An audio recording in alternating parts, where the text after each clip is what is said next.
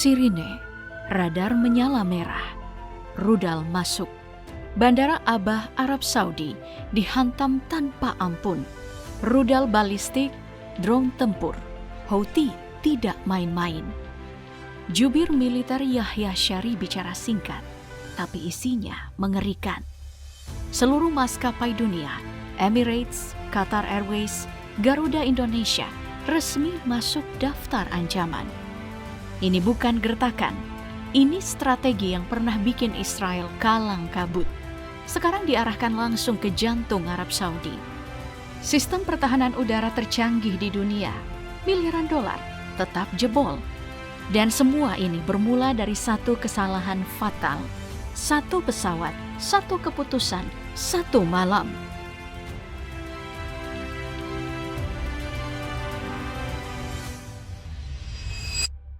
Semua ini bermula saat sebuah penerbangan sipil Mahan Air asal Iran yang terbang menuju Bandara Internasional Sana'a untuk memulangkan delegasi Houthi pasca menghadiri pemakaman Ayatollah Ali Khamenei di Teheran. Kehadiran Houthi di Iran menegaskan solidaritas Axis of Resistance di bawah kendali pemimpin tertinggi baru Mojtaba Khamenei. Namun, kepulangan mereka dihadang oleh pemerintah resmi Yaman di Aden, didukung koalisi Arab Saudi yang menolak keras izin pendaratan. Houthi bersikeras memaksa masuk, memicu respon militer cepat. Menteri Pertahanan Yaman Taher Al-Akili mengonfirmasi landasan pacu Sana'a dihantam guna menghentikan pesawat. Di sisi lain, Houthi berdalih bahwa Airbus A340-300 tersebut sejatinya mengangkut 200 pasien Yaman yang terlantar.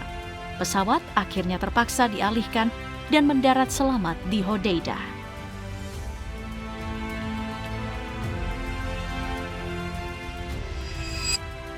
Misteri mengenai siapa yang menekan tombol peluncuran rudal sempat membingungkan media global. Awalnya, serangan itu diklaim operasi domestik Yaman demi kedaulatan udara. Houthi menuduh Arab Saudi sebagai aktor utama di balik agresi tersebut. Sementara Riyadh memilih bungkam tanpa konfirmasi. Yang jarang disorot, pemerintah Aden sendiri nyaris tidak punya kekuatan udara yang benar-benar berfungsi untuk melancarkan serangan presisi semacam ini. Kejanggalan ini memperkuat dugaan bahwa tangan Riyadh-lah yang sebenarnya menarik pelatuk dengan Aden hanya menampung klaim tanggung jawab di depan publik. Bagi Houthi, kepastian siapa yang menembak tidak lagi relevan. Houthi menganggap Riyadh bertanggung jawab secara struktural. Insiden pesawat ini sudah lebih dari cukup bagi Houthi untuk melegitimasi serangan balasan langsung ke objek vital di jantung Arab Saudi.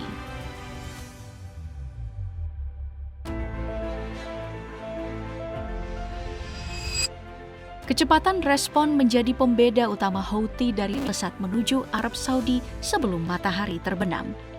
Targetnya sangat spesifik, Bandara Internasional Abha di wilayah Asir, sekitar 200 km dari perbatasan Yaman.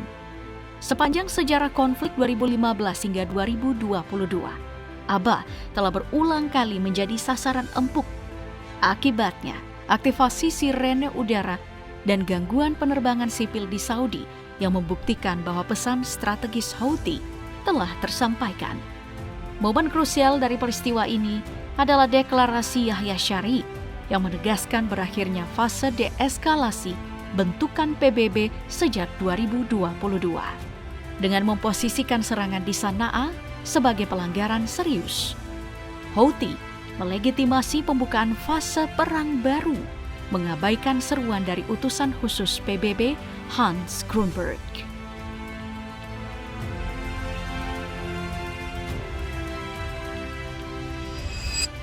Lalu hal paling krusial dari krisis ini adalah perubahan operasional penerbangan komersial di Timur Tengah. Houthi tidak sekadar mengumumkan serangan ke Abha, melainkan merilis maklumat resmi agar seluruh maskapai internasional menjauhi wilayah udara Arab Saudi hingga blokade Bandara Sana'a dicabut. Wilayah udara Saudi merupakan salah satu koridor terpadat di dunia, menjadi jalur utama maskapai raksasa seperti Emirates, Qatar Airways, hingga Singapore Airlines yang menghubungkan Asia dengan Eropa. Mengalihkan rute massal dari wilayah ini hampir mustahil tanpa memicu disrupsi ekonomi global yang masif, mengingat alternatif jalur udara via Rusia terganjal sanksi dan rute Afrika menambah jam terbang secara signifikan. Ketegangan pun kian memuncak setelah media melaporkan ancaman spesifik Houthi terhadap Bandara Internasional King Khalid di Riyadh. Sebagai hub utama Saudi Airlines, sekaligus salah satu bandara terbesar di Teluk, King Khalid merupakan target strategis bernilai ekonomi tinggi. Rekam jejak empiris 2019 hingga 2022 membuktikan Houthi memiliki rudal balistik jarak jauh yang mampu menjangkau ibu kota Saudi tersebut. Kini, industri penerbangan mulai mengevaluasi rute dan merevisi premi resiko asuransi. Strategi Houthi ini menunjukkan keunggulan asimetris yang fatal, yakni tanpa perlu meluncurkan serangan fisik berskala besar, sekadar peringatan resmi mereka sudah cukup untuk menebar kepanikan industri penerbangan dan memberikan tekanan ekonomi luar biasa bagi Arab Saudi.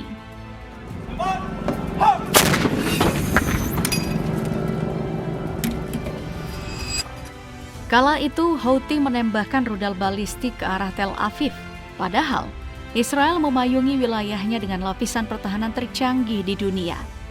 Arrow plus sokongan sistemnya gagal. Rudal Houthi tetap menghantam kompleks Bandara Ben Gurion dekat Terminal 3. Untuk pertama kalinya, sebuah kelompok non-negara berhasil melumpuhkan infrastruktur sipil utama di jantung pertahanan Israel dan ikut mempermalukan sistem pertahanan Amerika Serikat sendiri. Pasca serangan, Yahya Syari mendeklarasikan blokade udara komprehensif. Tujuannya melumpuhkan operasional bandara musuh melalui ancaman serangan rudal persisten. Dampaknya instan. Puluhan maskapai internasional seperti Lufthansa dan Delta langsung menghentikan penerbangan dan melumpuhkan Ben Gurion.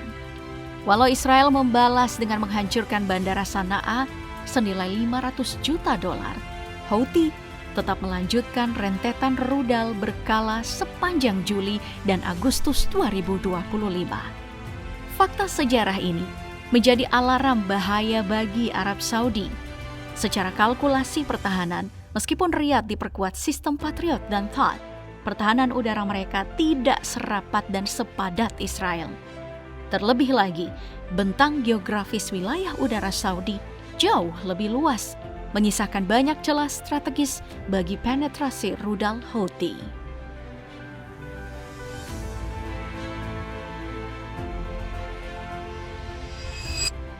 Sikap Arab Saudi pada Juli 2026 menandai pergeseran radikal dari respon militer agresif era 2015 hingga 2022. Belajar dari kegagalan puluhan ribu serangan udara masa lalu yang menguras miliaran dolar tanpa bisa menumpas Houthi, Riyadh kini memilih menahan diri demi menghindari kebuntuan perang yang sama. Keengganan Saudi untuk membalas secara frontal dipicu oleh kelelahan strategis pasca serangan langsung Iran pada awal tahun 2026. Prince Sultan Airbase telah menderita kerusakan parah akibat rudal Teheran. Membuka front baru melawan Houthi di saat konflik dengan Iran belum sepenuhnya reda, serta ketika jalur vital Selat Hormuz masih rawan, dianggap sebagai langkah yang terlalu beresiko. Selain itu, visi jangka panjang Saudi adalah mempertahankan modal diplomatik sebagai mediator utama pasca perang Iran dan pusat ekonomi Teluk. Ancaman Houthi terhadap Bandara King Khalid di Riyadh menjadi pertimbangan utama. Satu hantaman sukses di hub ekonomi ini akan memicu disrupsi reputasi dan finansial yang jauh lebih fatal daripada kehancuran Ben Gurion. Eskalasi ini tidak terbatas di udara. Mereka turut mengancam akan memperketat blokade maritim di choke point vital Bab el-Mandeb jika agresi di Sana'a terus berlanjut. Pengaktifan kembali kapabilitas empiris yang sempat melumpuhkan 12% perdagangan global pada 2023 hingga 2024. Ancaman ini bertepatan dengan penutupan Selat Hormuz oleh Iran sejak awal Juli Penutupan simultan kedua jalur ini berpotensi memutus sepertiga suplai energi laut dunia.